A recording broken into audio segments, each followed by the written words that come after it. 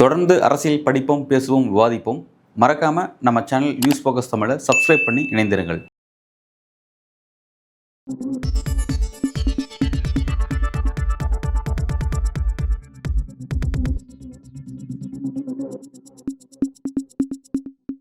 விஜய் அவர்களுடைய கரூர் சுற்றுப்பயணத்தில் ஏற்பட்ட மோசமான ஸ்டாம்பேட், அதனால ஏற்பட்ட ஒரு 41 பேர் உயிரிழப்பு அப்படிங்கிறது ஒரு துன்பகரமான ஒரு விஷயம். அந்த பிரச்சனையை பற்றி கள ஆய்வு மேற்கொள்வதற்காக சம்மந்தப்பட்ட கரூர் பகுதிக்கு வந்திருக்கோம். இப்போ கரூரில் நம்ம எங்கே இருக்கோம் அப்படின்னு பார்த்தீங்கன்னா, ஏமூர் புதூர் அப்படிங்கிற ஒரு கிராமத்தில் இருக்கும். இந்த கிராமத்திலிருந்து மட்டும் கிட்டத்தட்ட 5 பேர் இறந்திருக்காங்க. குழந்தைகள், பெரியவர்கள் உள்ளிட்ட ஒரு 5 பேர் இறந்திருக்காங்க. இந்த பகுதியில் தான் இப்போ நம்ம ஆய்வு செஞ்சு இந்த மக்கள்கிட்ட இந்த பிரச்சனையை பற்றின சில கள ரிப்போர்ட்ஸை நம்ம கலெக்ட் பண்ணிட்டு இருக்கோம். இப்போ நம்ம இந்த ஃபீல்டில் இறங்கி பயணிச்சுட்டு இருக்கும்போது நம்மளை ஒரு நண்பர் சந்திச்சார். அவர் யார் அப்படின்னா, ஆதித்தமிழர் முன்னேற்ற கழகத்தினுடைய மாநில பொருளாளராக இருக்கக்கூடிய திரு முல்லையரசு அவர்கள். வணக்கம். வணக்கம். ரொம்ப முக்கியமான ஒரு பிரச்சனை. தமிழக அரசியல் நிகழ்வில் இந்த மாதிரியான ஒரு பெரிய உயிரிழப்புங்கிறது இதுக்கு முன்னாடி ஏற்பட்டதில்லை. ஒரு மோசமான ஒரு நிகழ்வு. சம்மந்தப்பட்ட பகுதியிலிருந்து நாங்கள் ஆய்வு செய்யும்போது இங்கே இருக்க மக்களுக்கு இது சார்ந்த பல்வேறு தேவைகள் இருக்குது அப்படிங்கிறது ஒரு பக்கம் புரிஞ்சுக்கிறோம். அந்த தேவைகள் என்ன அப்படிங்கிறத நீங்கள் சொல்லுங்கள். அதே மாதிரி இந்த ஒரு வார காலகட்டத்தில் இந்த பிரச்சனை தமிழ்நாடு அளவில் வேறு மாதிரி டிஸ்கஷன் செய்யப்படுது. பட் பாதிப்புக்குள்ளான இந்த பகுதி, இந்த பிரச்சனை எப்படி நீங்கள் பார்க்குறீங்க சார்? போன வாரம் சனிக்கிழமை 27ஆம் தேதிங்க தாவேக தலைவர் விஜய் அவர்கள் பரப்புரை பிரச்சாரத்துக்கு கரூருக்கு வராருங்க. ஆனால் அவர்கள் என்னென்னு பார்த்தீங்கன்னா, கேட்டதை வேறு டிஸ்ட்ரிக்ட்னு சொல்கிறாங்க. ஆனால் கரூருக்கு வருவோம் அப்படின்னு சொல்லிட்டு கரூருக்கு வந்திருக்காங்க. அவர்கள் அறிவித்த அந்த நேரத்தை விட கடந்து வந்துட்டாங்க. பல மணி நேரம் கடந்து வந்ததுனால இந்த உயிர் சேதம்லாம் ஏற்பட்டிருக்குதுன்னு மக்கள் பரவலாக பேசிக்கிட்டு இருக்காங்க. அது ஒரு வகையில் உண்மைதாங்க. ஏன்னா காவல்துறை விஜய் அவர்கள் வரும்போது அவங்க ஒரு டைம் கொடுத்துருப்பாங்க. அந்த டைம் என்னன்னு காவல்துறை சொன்னால் தான் அது நம்மளுக்கு என்னென்னு புரியும். ஆனால் எங்களோட கருத்து என்னன்னு கேட்டிங்கன்னா, விஜய் வருவதற்கு அந்த பரப்புரை பிரச்சாரத்தில் பார்த்திங்கன்னா, அந்த இடங்கிறது வேலுச்சாமி இடங்கிறது ஒரு குறுகலான ஒரு சாலை தானுங்க.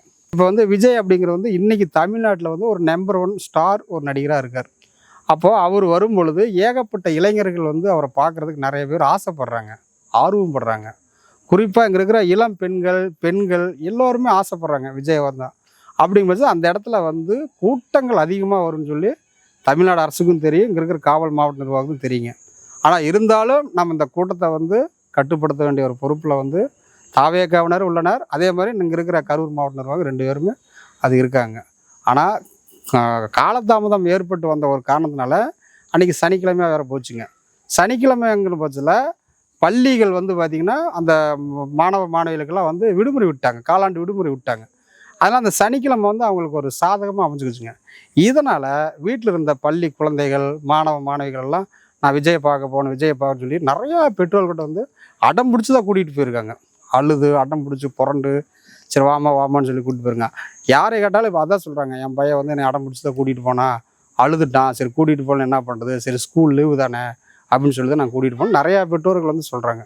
இது ஒரு வகையில் சாதகமாக அமைஞ்சிருச்சுங்க. விஜய் தாமதமாக வந்ததுனால ஒரு பிரச்சனை. ரெண்டாவது விஜய் பின்னாடி ஏகப்பட்ட ரசிகர்கள் நாமக்கல் வந்துக்கிட்டு இருக்காங்க.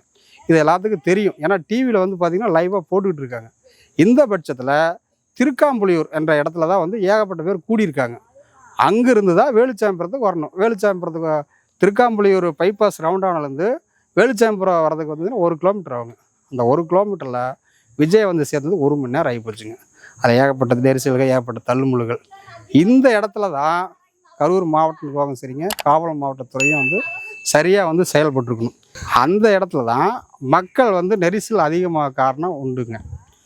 அந்த வேலுச்சாமிபுரம் அப்படிங்கிறது இந்த சைடு பார்த்திங்கன்னா வீடுகள், இந்த சைடு பார்த்தா கடைகள். இப்போ மக்கள் நேராக தான் போயிட்டு வர முடியுங்க, சைடில் போகிறதுக்கு இடம் இல்லை. இப்போ கூட்ட நெரிசல் அதிகம் ஆகும் பொழுது சின்ன குழந்தைங்க, பெண்கள், வயசானவருங்க, இளைஞர்கள் இவங்கெல்லாம் பார்த்திங்கன்னா ஒரு ஆர்வத்தில், ஒரு ஆசையில் அவங்க ஆறாவரம் பழித்து துள்ளி குதித்த விளைவுனால இன்றைக்கி இது போன்ற ஒரு அசம்பாவம் நடந்துகிட்டு இருக்குது. இது யார் சதி அப்படின்னு சொல்கிறதுக்கு நான் வரவில்லை. ஆனால் இது என்னை பொறுத்தளவு பார்த்திங்கன்னா, இந்த மாதிரி ஒரு சம்பவம் தமிழ்நாடு மட்டுமல்ல, இந்தியாவிலே நடைபெற்றது கிடையாதுங்க. அது தெரியுதுங்கண்ணா. ஒரு அரசியல் நிகழ்ச்சி இப்படி நடக்கிறதுங்கிறது தான் ஃபஸ்ட் டைம் அப்படிங்கிறத பார்க்குறோம். இப்போ இப்போ இங்கே இருக்க மக்கள்கிட்ட நாங்கள் பேசும்போது செய்யும்போது பல பேர் பார்த்தீங்கன்னா வந்து இதில் ஒரு சதி இருக்குது அப்படின்ற மாதிரியான ஒரு விஷயங்களை வந்து பரவலாக பேசிக்கிறத நாங்கள் பார்க்குறோம். அதே மாதிரி பார்த்தீங்கன்னா வந்து இந்த பிரச்சனையை பற்றி விஜய் வந்து ஒரு வீடியோ வெளியிட்டார். ஒரு 3 நாளுக்கு அப்புறம் ஒரு வீடியோ போட்டார். அந்த வீடியோலையும் ஒரு சதி இருக்குன்னு தான் சொல்லிட்டு இருந்தார். மக்களுக்கு தெரியும், அது எனக்கு தெரியும் அப்படின்னு சொல்லிட்டு கவர்மெண்ட் தான் ஒரு பெரிய சதி செய்துன்ற மாதிரியான ஒரு நெரேட்டிவ் செட் பண்ணார். அது உண்மையிலேயே எந்த அளவுக்கு உண்மையானது? நீங்கள் இந்த காலத்தில் எந்த பார்க்குறீங்கன்னா எப்படி? இதில் வந்து சதி செய்திருக்காங்களா சதி செய்திருக்கலான்னு சொல்லி நாங்கள் வந்து யூகிக்கும் சொல்ல முடியாதுங்க. இது வந்து சிபிஐ அதிகாரி தான் விசாரிக்க வேண்டும். ஏன்னு சொன்னால் தமிழ்நாடு அரசு வந்து பார்த்திங்கன்னா அன்றைக்கி நான் வந்து அரசு மருத்துவமனையில் இருந்தேன். அன்றைக்கி வந்து பல்வேறு ஆம்புலன்ஸில் வந்து கொண்டு வந்து இறக்குறாங்க. வர்றவங்க எல்லாமே நேராக பிணவரைக்கு தான் தாட்டி விட்றாங்க. இறந்து போயிட்டாங்க போங்க போங்கன்னு சொல்லிட்டு. அன்றைக்கி இரவோடு இரவாக தமிழ்நாடு முதலமைச்சர் மரியாதைக்குரிய மு.க. ஸ்டாலின் அவர்கள் வராங்க. அதன் பிறகு வந்து கல்வித்துறை அமைச்சர் அன்பில் மகேஷ் மொழி வராரு. கூடவே நமது கரூர் முன்னாள் அமைச்சர் செந்தில் பாலாஜி உள்ளார். அதே போல் வந்து அனைத்து இந்திய அண்ணா திராவிட முன்னேற்ற கழகத்தில் இருக்கிற கரூர் மாவட்ட செயலாளர் முன்னாள் அமைச்சர் திரு எம்.ஆர். விஜயபாஸ்கர் அவரும் கூட இருக்காங்க. பல்வேறு அரசியல் கட்சிகள் தலை வந்து எல்லாத்துக்கும் உதவி தான் செய்கிறாங்க. யார் வந்து இந்த கட்சி அந்த கட்சின்லாம் யாரும் பாகுபாடு பார்க்க கிடையாதுங்க. ஒரு கூட்டத்துக்கு போனாங்க, இது மாதிரி பலி ஆகிட்டாங்க, அவங்கள நம்ம காப்பாற்றணும் ஒரு எண்ணத்தில் தான் வந்து அன்றைக்கி வந்து அரசியல் கட்சிகள் அனைத்து அரசியல் கட்சி மாவட்ட செயலர்கள் அன்றைக்கி இருந்து எல்லாமே வேலை செஞ்சுட்டு இருந்தாங்க. இரவோடு இரவாக முதலமைச்சர் வந்துட்டு போனாங்க. வந்துட்டு போனதுக்கப்புறம் வந்து இறந்த குடும்பங்கள் வந்து கவர்மெண்ட் வந்து 10 லட்ச ரூபா அறிவித்தாங்க. சரிங்களா? அதுக்கப்புறம் வந்து அவர் முதலமைச்சர் சந்திச்சுட்டு சென்ட்டார். அதன் பிறகு வந்து தனிநபர் கமிஷன் வந்து அமைச்சாங்க. அருணா ஜெகதீசன் அவர்கள ஓய்வு பெற்ற நீதிபதி தலைமையில் தனிநபர் கமிஷன் அமைச்சிட்டாங்க. அமைச்சு அந்த அம்மா விசாரணை நடைபெற்று கொண்டிருக்கும் பொழுது திடீரென வந்து உயர் அதிகாரிகள், தலைமைச் செயலகத்தில் இருக்கிற உயர் அதிகாரிகள், அவங்க பேர் சொல்ல நான் விரும்பலை, எல்லாத்துக்கும் தெரியும், அவங்கெல்லாம் பேட்டி கொடுக்குறாங்க. இது அங்கே இதாகி போச்சு அது ஆகி போச்சு அப்படின்னு பேட்டி கொடுக்குறாங்க. ரைட்ண்ணா. இப்போ நான் அதெல்லாம் பார்த்தோம். அதெல்லாம் வந்து பொது வழியில் வரக்கூடிய செய்திகள். பர்டிகுலராக இப்போ நான் என்ன இந்த விஷயத்தில் நான் கவனிக்கணும்னு நினைக்கிறேன்னா, மக்கள் வந்து ஒரு விஷயத்தை முடிவு பண்ணுறாங்களே, ஒரு சதி இருக்குது அப்படிங்கிற மாதிரியான விஷயங்கள் சொல்கிறாங்க. அந்த இடத்துக்கு எப்படி மக்கள் வந்து அந்த அடையிறாங்க? விஜய் அதை உறுதிப்படுத்த மாதிரி பேச செய்கிறாரு. அப்போ உண்மையிலே மக்கள் வந்து இந்த பிரச்சனையில் விஜய் வந்து அவர் ஒரு சாஃப்ட் காரம் தான் இருக்கா? விஜய் மீது இன்னும் ஒரு கரிசனை இருக்குது, இதுக்கும் விஜய்க்கும் சம்மந்தம் இல்லை அப்படின்னு தான் மக்கள் இதை பார்க்குறாங்களா? அதாவதுங்க, நான் போய் பார்த்த வரைக்கும் மக்கள் என்ன சொல்கிறாங்கன்னா, இதில் ஏதோ ஒரு சதி இருக்குது, இதில் ஏதோ ஒரு திட்டம் இருக்குது அப்படின்னு தான் எல்லாமே நினைக்கக்கூடிய ஒரு சூழ்நிலை இன்றைக்கி இருக்காங்க. ஏன்னா எந்த மாவட்டத்துலையுமே விஜயில் வந்து இந்த மாதிரி கலவரம் மதுரை மாநாடு நடந்தார், எல்லாம் கிடந்தாங்க. ஏதோ சில உயிரிழப்புகள் நடந்ததுன்னு சொல்கிறாங்க. ஆனால் இந்த மாதிரி ஒன்று பெரிய உயிரிழப்புகள் நடந்ததாக சொல்ல, ஏதோ சதி திட்டம் தீட்டியோ இதை ஏதோ இது பண்ணி தான் மக்கள் மத்தியில் வந்து அப்படி தான் சொல்லிக்கிறாங்கன்னு எனக்கு வர செய்திகள் வருதுங்க. சரி, ஓகே. இப்போ வந்து இந்த பிரச்சனையில் வந்து பார்த்திங்கன்னா மதுரை ஹைகோர்ட் வந்து பாதிக்கப்பட்டவர்களுக்காக நாங்கள் நிற்கிறோம் அப்படின்னு சொல்கிறாங்க. பல இடங்களில் வந்து பார்த்திங்கன்னா விஜய்க்கு சப்போர்ட்டாக நிற்கிறோம், விஜய் தான் பாதிக்கப்பட்டிருக்காரு அப்படின்னு சொல்லும்போது கோர்ட் வந்து தெளிவாக சொல்லுது, நான் பாதிக்கப்பட்ட மக்கள் பக்கம் நிற்கிறேன்னு சொல்லி நீதிபதிகள் வந்து மாண்புமிகு நீதிபதி திரு தண்டபாணி உள்ளிட்ட ஜோதிராமன் உள்ளிட்ட நீதிபதிகள் தெளிவாகவே சொல்கிறாங்க. அதே மாதிரி மெட்ராஸ் ஹைகோர்ட்டில் திரு செந்தில்குமார் நீதிபதி அவர்களும் தெளிவாகவே சொல்கிறாங்க. இப்போ அப்படி இருக்கும் பொழுது பாதிக்கப்பட்ட மக்களுக்கு உங்களுக்கு ஏதாவது கன்சர்ன் இருந்துச்சுன்னா, உங்களுக்கு ஏதாவது வந்து கோரிக்கை இருந்துச்சுன்னா நீங்கள் வாங்க, கொண்டு வாங்க, உங்களோட இழப்பீடு சம்மந்தமான கோரிக்கை இருந்தால் வாங்கன்னு சொல்கிறாங்க.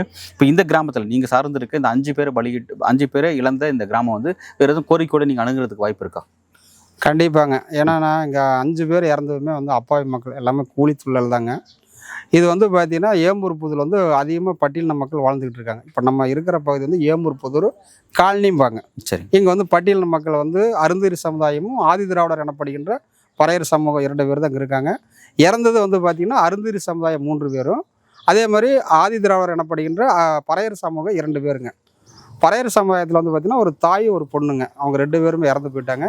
அருந்ததி சமுதாயத்தில் ஒரு 9 வயசு சிறுவனும் 60 வயசு ஒரு மூதாட்டியும் ஒரு 40 வயசு ஒரு பெண்ணு இறந்துருக்காங்க. இதனால் வந்து பார்த்திங்கன்னா அவங்களாம் வந்து அடிப்படையிலே வந்து பார்த்திங்கன்னா கூலி தொழிலாளர்கள். அவர்களாம் இன்றைக்கி வந்து ஏகப்பட்ட பேர் கஷ்டப்பட்டு தான் இருக்காங்க. இன்றைக்கி வந்து வேலைக்கு போனாதான் வீட்டில் சாப்பாடுங்கிற நிலைமையில் இருக்காங்க.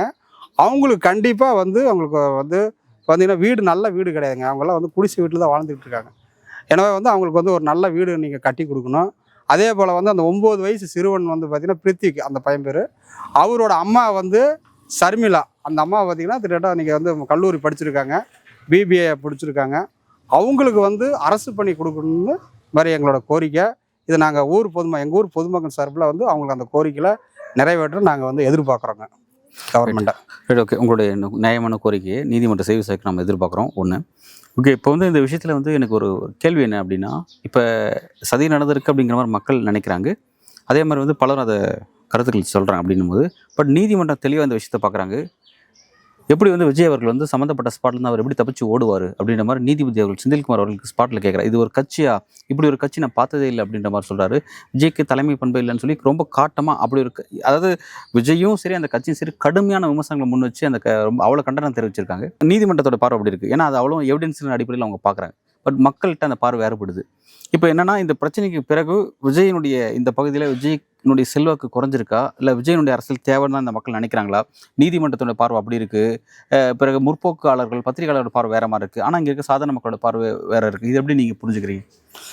நேற்று நீதிமன்ற அந்த தெரிவித்த அந்த கருத்துக்கள் அவங்க அந்த இதெல்லாம் வந்து பார்த்திங்கன்னா பொதுமக்கள் வந்து யாருமே வந்து இதனால் விஜய் இதனால தான் ஆகி போச்சு அப்படின்னு சொல்லலாம் யாரும் என்ன மாதிரி எனக்கு தெரியலைங்க.